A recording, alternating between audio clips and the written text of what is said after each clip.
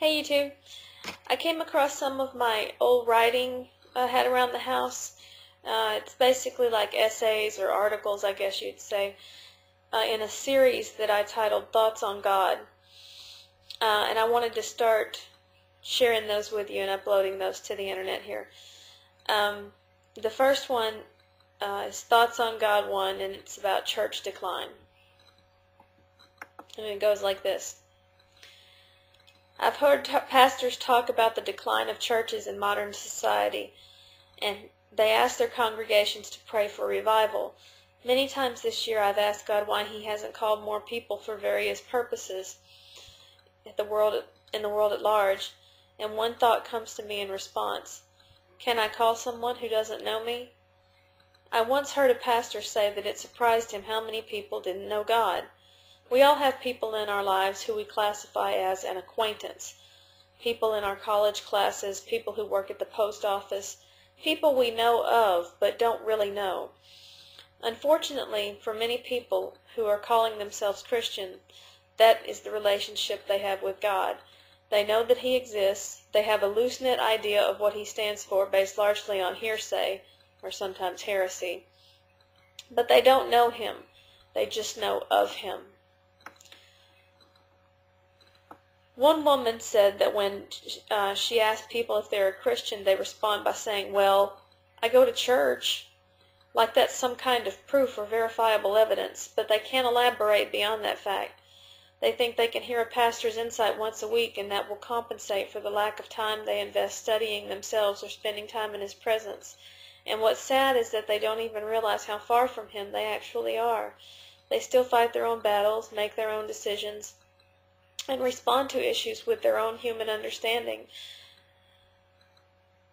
They run under the assumption that church equals God, and as long as they have attended church, then they're attending to God in some fashion, right?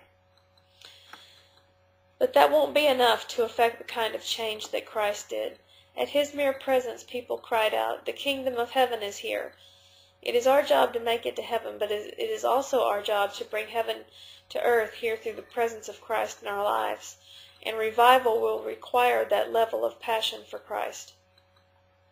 I heard one minister mention how at conventions people in leadership compare and contrast the number of people they have saved and the amount of growth they have attained. He seemed disturbed that churches in larger towns took credit for baptizing more people than churches in smaller towns, ignoring statistics like percentages based on population. God showed me immediately that their presumption is an arrogant one. Only He can save souls, and it is blasphemous for those men to take responsibility for His work. He is tired of churches competing with each other when the Great Commission is a common goal they should share and cherish, not covet. One church I used to attend put up a billboard literally to advertise. And what really made my heart sink is in some of these advertisements, none of the people pictured in the line above the church actually went to that church. I didn't recognize one single face. They were actors who were paid money to stand a certain way and look happy.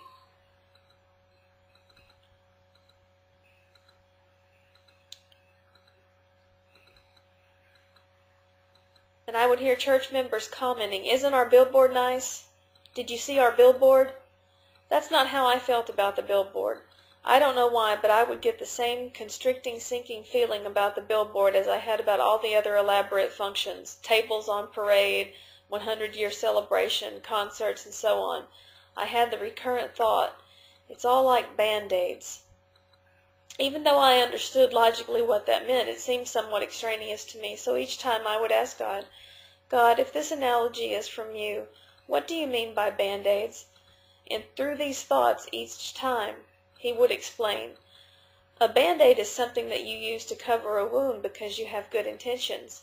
You know there is a wound, you care about it, and you want the wound to heal. But in truth, Band-Aids can't heal wounds. If anything, they slow the healing process because they smother the wound. And if all you see or focus on is the Band-Aid, it's easy to forget about the wound entirely. It's easy to assume that the Band-Aid is taking care of business and that it will ward off any potential infection.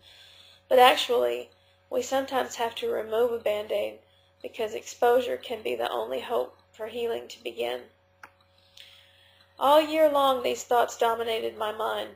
I felt they were from God, and one day He gave me further reason to believe these thoughts were coming from Him. At that time, I was reading through one of the books of poetry in the Old Testament, but when I opened the Bible that day, I saw a scripture in Jeremiah that read, "They treat the wounds of my people as though they're not serious." If congregation members never participate in programs like prison ministries, Project Noah for hurricane victims, or ministries for disabled children, they will not have a basis of comparison for how fortunate they really are. They will never see true suffering, but moreover the triumph over that suffering through Christ. They will miss the biggest witness of God's power, and sometimes appetites must be whetted before a true hunger can grow. So many times church functions become a chore and members begin to resent all the work they have to do, because there's not much life in some of those activities that are done solely for the sake of habit, tradition, or mass marketing campaigns. We can't breathe fresh life into a dying body without having life in our programs. Christ said, "My words have life."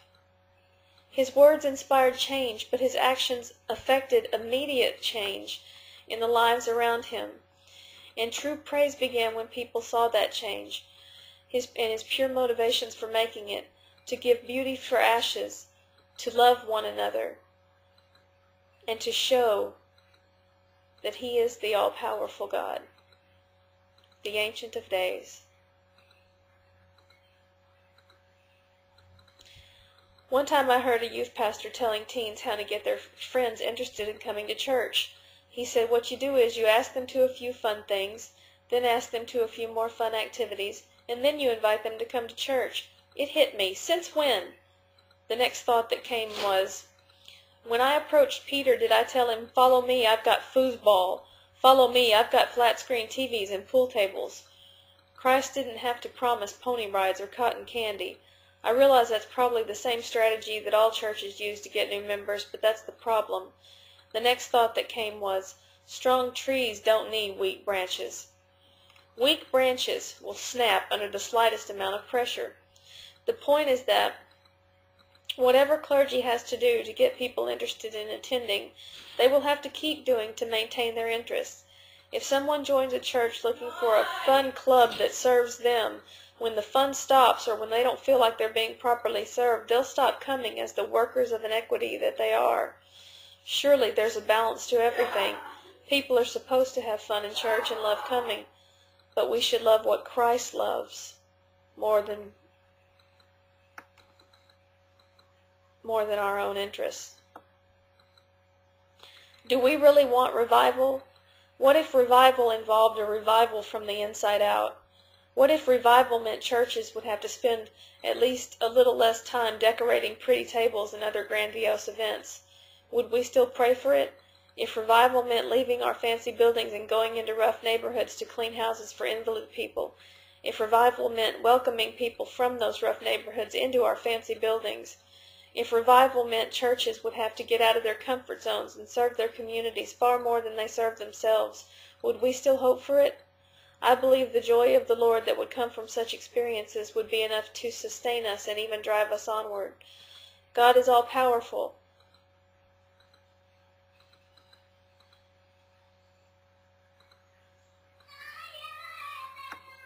Another scenario played over in my mind. Suppose that you were a wealthy man. You own mansions in every city, kind of like a kingdom. In each mansion you had many children of your own. Your children were very honest, very devoted to you, and you were extremely pleased with them. Gradually, neighborhood kids saw all the fun your children were having, and they wanted to come over to your mansions. And you allowed them to come because there was always the hope that some of your good manners and the good manners of your children would rub off on them. These kids were very respectful to you and your children. They would even help with the household activities and plans, so long as they got to play in the mansion. Then one day you suddenly had a new baby. New babies require a lot of attention. Without it, they'll die. But a new baby is very important to a father, because the new baby will hold the promise for future generations, your whole family line. So in spite of the work involved, your natural children express excitement about the new baby. But those neighborhood kids made it clear that they want nothing to do with your new baby. The baby's crying might annoy them. They're still willing to help with all the fun activities, and they're still basically respectful to you and your older children, but they want it to be understood that your baby is not to interfere with any of the fun that they plan to have in your house. Now, as a father who provides for his children, how much longer would you be able to stomach their presence in your home or their polite assistance? What also gets me about this comparison is that the term kid in the modern English language today is also the term used to describe a baby goat. And Jesus never related a parable about how the shepherd will leave 99 of the herd to search all over hill and dale for a lost goat.